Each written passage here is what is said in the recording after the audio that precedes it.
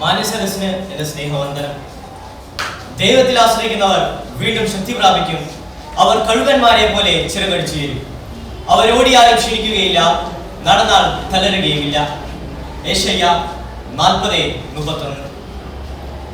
വിശുദ്ധ ബൈബിളിൽ അബ്രാഹത്തിന്റെയും ഇസഹാക്കിന്റെയും യാക്കോബിന്റെയും സർവശക്തനായ ദൈവത്തിന്റെയും അവിടുന്ന് ആശ്രയിച്ച് ജീവിച്ച ഇസ്രായേൽ ജനത്തിന്റെയും ചരിത്രം വെളിപ്പെടുത്തുന്ന പഴയ നിയമ ഗ്രന്ഥങ്ങളും രക്ഷകനായ ഈശോ മിശിഹായെ പ്രത്യാശർപ്പിച്ച പുതിയ ഇസ്രായേലിന്റെ വിവരങ്ങൾ നൽകുന്ന പുതിയ നിയമ ഗ്രന്ഥങ്ങളും അടങ്ങുന്ന വിശുദ്ധ ഗ്രന്ഥമാണത്. അതിൽ തന്നിൽ ആശ്രയിക്കുന്നവരെ അവിടുന്ന് ഒരിക്കലും കൈവിട്ടിട്ടില്ല.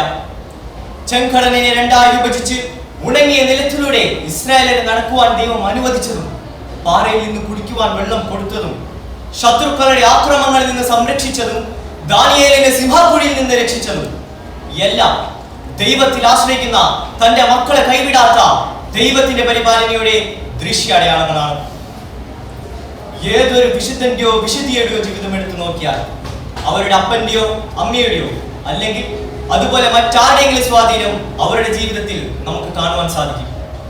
ഇതിന് ഉത്തമ ഉദാഹരണമാണ് വിശുദ്ധ കൊച്ചു ത്രേസ്യയുടെ മാതാപിതാക്കളായ വിശുദ്ധ ലൂയി മാർട്ടിന്റെയും വിശുദ്ധ സെലീൻ ഗുരുത്തിന്റെയും കുടുംബം. വിത്തുകൾ ഉണങ്ങിക്കിടക്കുന്ന നിലം കണ്ടാൽ അറിയില്ല വലിയ വിളവിനുള്ള കോപ്പുകൂട്ടങ്ങൾ ആ മണ്ണിനടിയിൽ നടക്കുന്നുണ്ടെന്ന്. വെയിലും മഴയുമായി കാലം കഴിഞ്ഞു കഴിയുമ്പോൾ മുള പൊട്ടും. വിസ്മൃതിയിലായ വിത്തിൽ നിന്ന് കരുത്തുറ്റ ചെടികൾ മണ്ണ് വിട്ട് ആകാശം നോക്കി വളരും. 100 മേനി വിളയും. ലൂയിയുടെ മരണശേഷം സെലിൻ കർമ്മലമഠത്തിൽ പ്രവേശിച്ച് സന്യാസിയായി. അങ്ങനെ 5 സഹോദരിമാർ സന്യാസികൾ.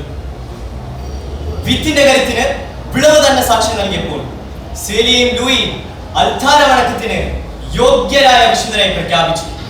കുടുംബവർഷത്തിൽ ഫ്രാൻസിസ് മാർപ്പാപ്പയുടെ വക സമ്മാനം. സെലിയുടെയും ലൂയിയുടെയും ജീവിതം ഇനി സാധാരണ കുടുംബങ്ങൾക്ക് വിശുദ്ധരാകാനുള്ള റെസിപ്പി. ഞാൻ ഈ പറഞ്ഞു വരുന്നതിന്റെ അർത്ഥം എല്ലാവരും വൈദികരും സന്യസ്തരും ആകണം എന്നല്ല, മറിച്ച് ഈ ആധുനിക യുഗത്തിന്റെ മാസ്മരികതയിൽ ദൈവവിളി ലഭിച്ചിട്ടുള്ളവർ അത് തിരിച്ചറിയാതെ പോകരുത് എന്നുള്ളതാണ്. ദൈവം ഓരോ വ്യക്തിയെയും ഈ ലോകത്തിലേക്ക് അയച്ചിരിക്കുന്നത് ഓരോ പ്രത്യേക ദൗത്യമായിട്ടാണ്. ആ ദൗത്യം കണ്ടെത്തുക, അത് സാധ്യമാക്കുക ആ വ്യക്തിക്ക് മാത്രമേ സാധിക്കുകയുള്ളൂ. ഈ ദൗത്യം നിറവേറ്റപ്പെട്ടിട്ടില്ലെങ്കിൽ ഒരു ശൂന്യത അവശേഷിക്കുന്നു.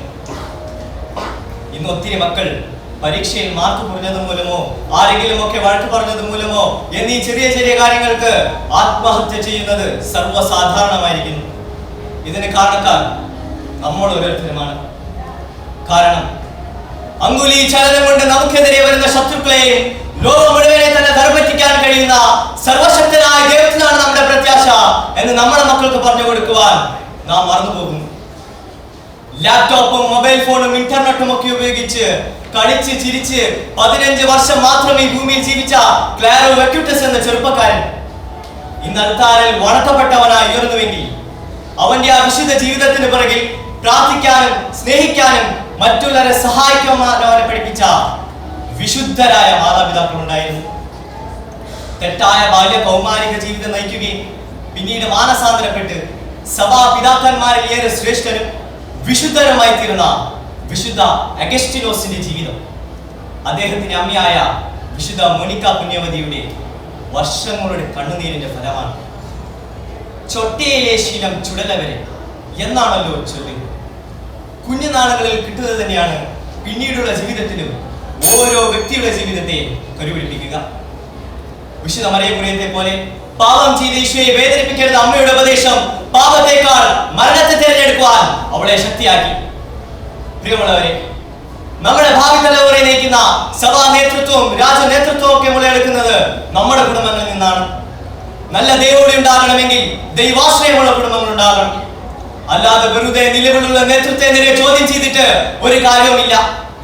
നമുക്ക് നമ്മുടെ സഭയുടെ ചെറുപതിപ്പായി നമ്മുടെ കുടുംബങ്ങളെ തിരുകുടുംബങ്ങളാക്കാം. അതിനായി നമുക്ക് ഓരോരുത്തർക്കും ഉത്തരവാദിത്തം ഏറ്റെടുക്കാം. അങ്ങനെ ഈശോയോട് ചങ്കോട് ചേർന്ന് നിൽക്കുന്ന അനേക ദൈവവിളികൾ നമ്മുടെ ഇടയിൽ നിന്നും നമ്മുടെ കുടുംബങ്ങളിൽ നിന്നും ഉണ്ടാകട്ടെ. അതിനായി നമുക്ക് പ്രാർത്ഥിക്കാം, പ്രവർത്തിക്കാം. നന്ദി. ജയ് വിശുദ്ധ.